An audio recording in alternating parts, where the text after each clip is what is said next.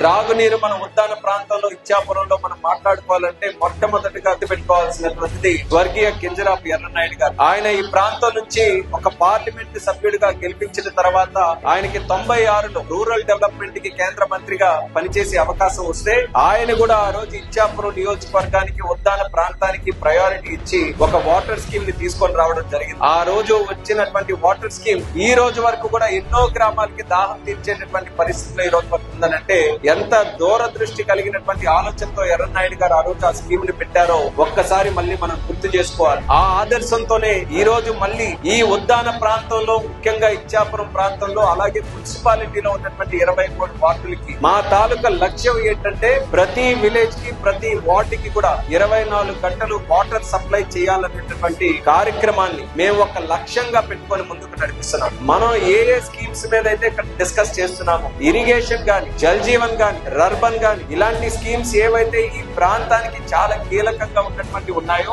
మీరు సరైనటువంటి సమాచారం గ్రౌండ్ లెవెల్లో ఉన్నటువంటి రియాలిటీ పిక్చర్ మాకు తెలియజేయగలిగితే మేము మా తాలూకు నిర్ణయాలు గాని మేము చేసే కార్యక్రమాలు గాని దానికి అనుగుణంగా చేయడానికి అవకాశం ఉంటుంది.